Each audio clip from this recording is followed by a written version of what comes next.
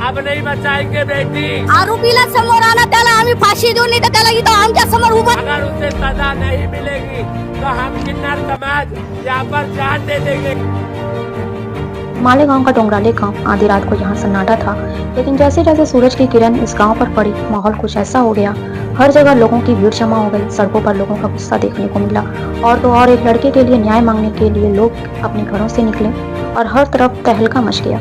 यहाँ तक कि कोर्ट के बाहर, कोर्ट के दरवाजे के पास चप्पल फेंकी गई, तोड़फोड़ की गई और हर कोई आक्रोशित था, क्योंकि उन्हें यादन्या को इंसाफ दिलाना था। यह जो भीड़ आप देख रहे हैं डोंगराले गाँव की, यह सिर्फ इसलिए इकट्ठा हुई है क्योंकि इन्हें एक छोटी सी 3 साल की बच्ची को इंसाफ दिलाना है, जिसके साथ इसके इलाके में रहने वाले एक शख्स ने पहले किया और उसके बाद उसका सिर कुचला, महज इसलिए क्योंकि वह उसके पापा से बदला लेना चाहता था। सिर्फ बदला लेने के लिए इस छोटी सी बच्ची की ऐसी हालत की गई। और उसके बाद यह जो गांव है यह आक्रोशित हो उठता है और अब यह मांग कर रहा है कि कैसे भी करके इस अपराधी को, इस कातिल को, इसको फांसी की सजा दी जाए। यादन्या एक 3 साल की बच्ची, लेकिन उसके साथ ऐसा क्या हुआ जिसकी वजह से अब मालेगांव में इस तरीके से हर गांव के अंदर प्रोटेस्ट हो रहे हैं और हर कोई यही मांग कर रहा है कि उस बच्ची को इंसाफ दिलाया जाए। दरअसल 16 नवंबर की बात है। यादन्या उनके पिता हैं वो एक फोटोग्राफर हैं और माँ हाउसवाइफ है। उनकी एक छोटी बहन भी है जो 1 साल की है। अब 16 नवंबर को करीब 3 से 4 बजे के आसपास शाम का वक्त था। 3 साल की यादन्या है तो वो भी अपने घर के बाहर बच्चों के साथ खेल रही थी। घर के अंदर इसकी माँ, इसकी छोटी बहन जो 1 साल की है और दादी मौजूद थी। यादन्या की जो आवाज है वो बाहर से आना बंद हो गई। माँ ने जब आवाज नहीं सुनी तो उन्होंने बोला कि क्या हो गया यादन्या, अचानक से इसकी आवाज नहीं आ रही है। तो इस पर दादी ने बोला हो सकता है कुछ खेल रहे हो, चुप हो गई हो, अभी थोड़ी देर में आ जाएगी। अब ऐसे में जब 20-25 मिनट और बीत गए और उसके बाद भी यादन्या की आवाज नहीं आई तो माँ थोड़ी घबराई और बाहर आती हैं अपनी बच्ची को देखने के लिए। अब ऐसे में वो जब यह देखती हैं कि बाकी बच्चे जो वहाँ मौजूद थे वो खेल रहे हैं, लेकिन यादन्या कहीं नहीं दिखती है। ऐसे में माँ जो है वो फटाफट अंदर जाकर दादी को बताती हैं। पिता उस वक्त बाहर गए थे तो उनको भी कॉल किया जाता है। आस पास में पूछना शुरू किया जाता है। हर एक घर का दरवाजा खटखटाया जाता है और पूछा जाता है क्या आपके यहाँ हमारी बच्ची आई है, क्या आप किसी ने उसे देखा है। जो छोटे बच्चे खेल रहे थे उनसे पूछताछ करने का किसी ने नहीं सोचा।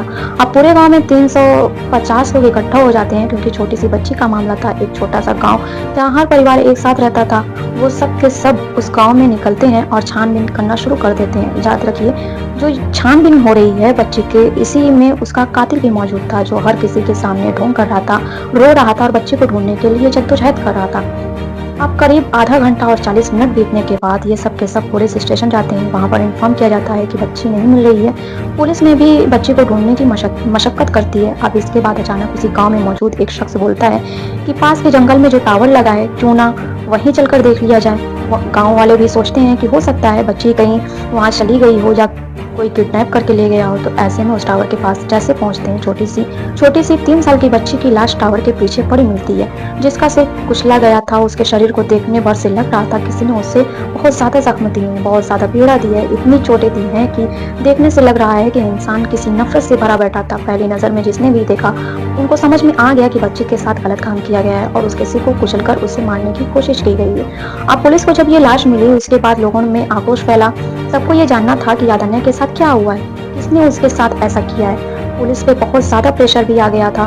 तो ऐसे में उन्होंने सबसे पहले तहकीकात करनी शुरू की। अब छोटा सा गांव है, वहां पर एक भी सीसीटीवी नहीं है, तो सोचिए किस तरह से पुलिस इम्प्रेशन निकाले।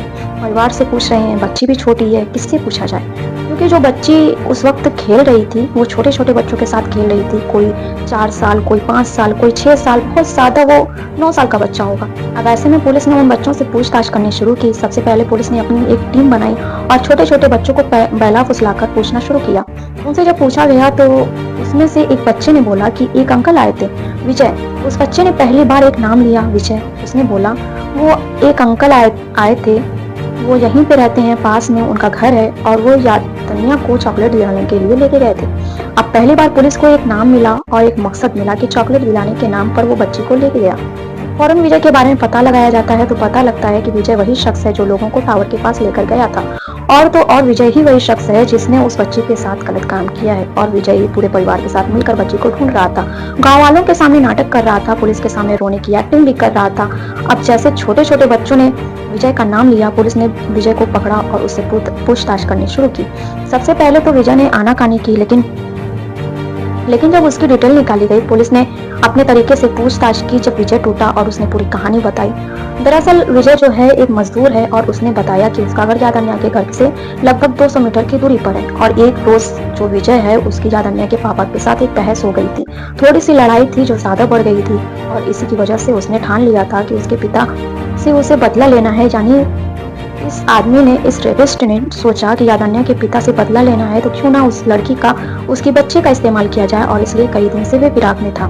कई दिन से कोशिश कर रहा था, लेकिन जब एक रोज 16 नवंबर को जब उसने देखा बच्ची बाहर खेल रही है, बड़ा ही आसान है उसको ले जाना, तो चॉकलेट दिलाने के बहाने वो बच्ची को लेकर जाता है 3 से 4 बजे के आसपास और वहां पर उस बच्ची का करता है। फिर उसको जबरदस्त यातनाएं देता है, उसको चोट देता है, साथ ही साथ पास में पत्थर पड़ा था उससे उसका सिर कुचलता है और वही पत्थर साइड में रख देता है ताकि जब ये माँ बाप ये सारी चीजें देखें तो उनके अंदर दुख हो, वो रोएं और वो देखकर उसे सुकून मिले। जब ये सारी चीजें पुलिस को पता लगी तो पुलिस ने पूछा कि क्या सिर्फ इतना ही मकसद था, सिर्फ तुमने एक बदला लेने के लिए ऐसा किया? तो इस विजय ने, ये जो रेपिस्ट है, कातिल है, उसने एक चीज बोला, उसने ये चीज बोली कि उसे सिर्फ ये खुशी चाहिए थी कि उस बच्ची के साथ ऐसा करके ताकि जब उसके माँ बाप रोए तो उसे सुकून मिले, क्योंकि उन्होंने इससे लड़ाई की थी। इसके बाद इसको कोर्ट में पेश किया जाता है और तब तक जो लोग हैं, जब उन्हें पूरी कहानी समझ में आई, गांव के लोगों को सारी चीजें पता लगी, ये बोले कि हमें नहीं पता था हमारे आसपास एक परिंदा रह रहा है। और अब सब के सब पुलिस ने उसे भले अरेस्ट कर लिया है, लेकिन बस ये मांग कर रहे हैं कि जल्द से जल्द इसे आरोपी को फांसी हो, इस हत्यारे को फांसी हो, क्योंकि इसने अपना जुर्म कबूल कर लिया है। तो लोग नहीं चाहते कि कैसे भी करके छूटे या फिर इसे छोटी मोटी सजा देकर छोड़ दिया जाए। जिससे किसी ने भी उस बच्ची की लाश देखी, किसी ने भी, वहाँ जो लोग भी हैं वहाँ रह रहे हैं, वो जानते हैं किस कदर उस बच्ची के साथ प्रताड़ना की गई, किस कदर उस बच्ची को यातनाएं दी गई। और ऐसे में इसलिए ये सब आक्रोशित होते हैं, सुबह उठते हैं, प्रोटेस्ट करते हैं और कोर्ट के गेट तक पहुंच जाते हैं। वहां पर चप्पल फेंकी जाती है, तोड़फोड़ की जाती है, सिर्फ इसलिए ताकि इस बच्ची को इंसाफ मिल सके। और सबके सब बस ये न्याय मांग रहे हैं कि कैसे भी करके उस कातिल को जल्द से जल्द फांसी की सजा सुनाई जाए। क्योंकि अगर आप कोई भी केस देखें या आप इस आदमी की ही बात करें तो शैतान, हैवान, ऐसे जितने भी वर्ड हैं इस आदमी के लिए छोटे पड़ते हैं। सोचिए, महज नफरत के लिए, अपनी नफरत मिटाने के लिए जब एक बच्ची का इस्तेमाल करता है, एक छोटी सी बच्ची, 3 साल की बच्ची जिसे पता तक नहीं कि नफरत होती क्या है, उस बच्चे के साथ ये करता है और फिर उसके बाद उसका कत्ल कर देता है। खैर, ऐसे ही डेली अपडेट के लिए बने रहिए हमारे साथ। वीडियो को लाइक, शेयर, चैनल को सब्सक्राइब और बेल आइकन को जरूर प्रेस करिए ताकि वीडियो की नोटिफिकेशन सबसे पहले आपको मिले। धन्यवाद।